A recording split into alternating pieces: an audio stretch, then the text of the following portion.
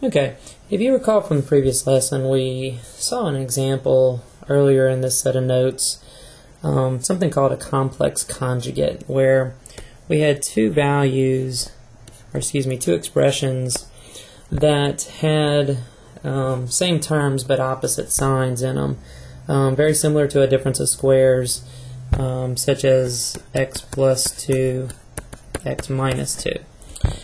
And if you recall in difference of squares, the middle term actually ended up canceling each other out.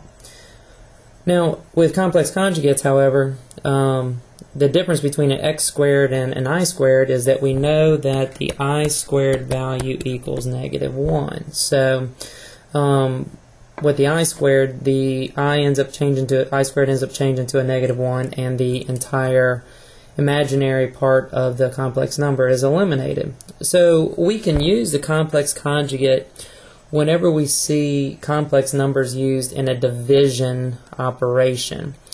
And we're going to use this very similar to the way we rationalize denominators with radicals. So let's go back and take a look at that real quickly.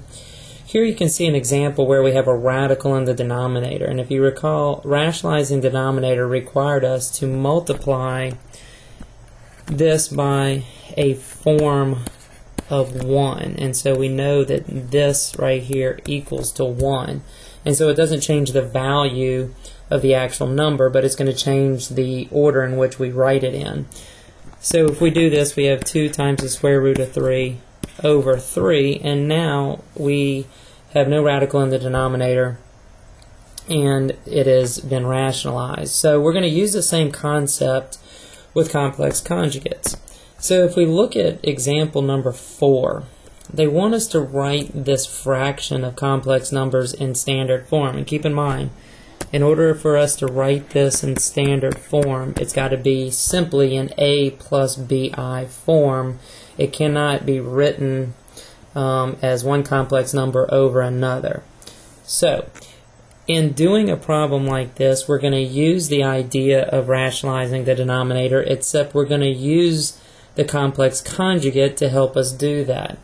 So we realize here in this particular problem, if we multiply the denominator portion by its complex conjugate, that will end up eliminating the imaginary unit, which is what we're attempting to do so that we can then write this in a standard form. But just like we did in rationalizing denominator, we must do the same thing on the numerator as well, because this is equal to 1, and so that does not change the value of the complex number.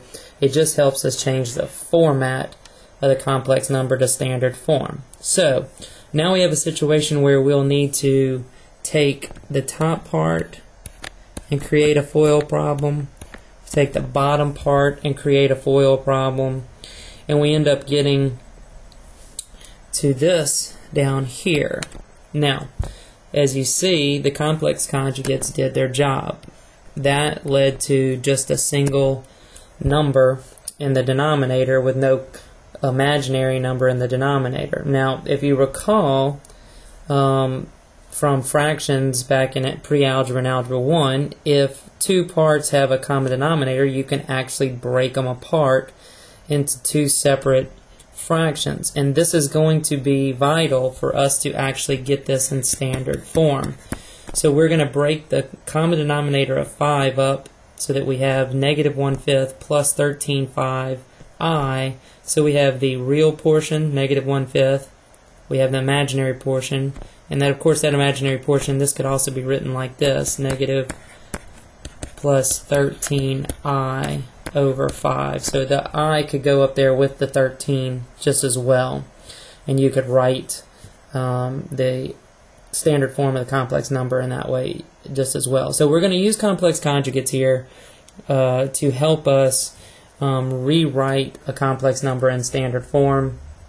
We're going to use the same process as we did with radicals and rationalizing the denominator. So as we move down, sample problem number 4 actually has a part A and a part B. We have a part A on this page, and then we have part B on the following page. So go ahead and pause the video right now and work sample problem for part A and part B. If you're unsure of what you're doing, maybe a better order would be to work sample part A, then watch the solutions to see if you did it correctly or to fix any mistakes, and then go forward and work sample part B after you've seen the types of mistakes that you've made so that you can correct them. So go ahead and do these sample problems at this time. Okay, so if we look at sample part A, we have 1 plus I in the denominator, and we want to use rationalization to eliminate that, and so we're going to have to use the complex conjugate. And so the complex conjugate of 1 plus I is 1 minus I, and of course we have to use both the 1 minus I in the numerator and the denominator so that we're not changing the value. And so what we're really creating here is this, two FOIL problems. And I like to kind of write them next to each other just so it gives me a better idea of what I'm doing here. And so if I FOIL the top, I have 2 minus 2I minus 7I plus 7I squared.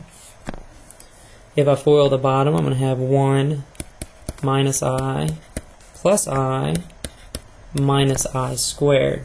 Now I need to combine like terms on both the top and the bottom. So I'm going to end up 2 minus 9I plus 7. Don't forget that the I squared is going to give us a negative 1. On the bottom, my negative I and my positive I end up canceling each other out. So I have 1 minus, and again, the I squared here creates negative 1.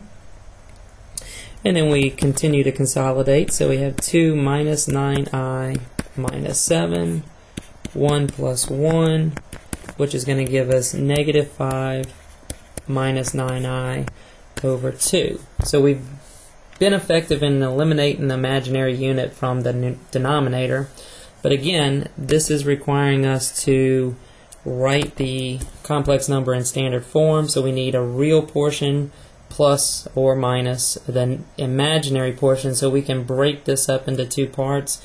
So it would be negative 5 halves, and of course we're subtracting the 9I, and then that is our complex number in standard form. So if you did that one fine, you can go ahead and work part B, and you can check your solution. So we'll work that now. So in part B here, I have 2 minus I, so we've got to take the complex conjugate, which is 2 plus I, and of course apply that to the numerator and the denominator. So I'm going to end up foiling each of these, which is going to give me 3 plus 2I, and again, I like to set this up as a FOIL problem so that I can actually see the foiling process. So as I FOIL these two parts, I'm going to be left with 6 plus 3I plus 4I plus 2I squared. And on the bottom, I'm going to be left with 4 plus 2I minus 2I minus I squared. I need to combine like terms. So this is going to give me 6 plus 7I plus 2, and again the I squared is equal to negative 1.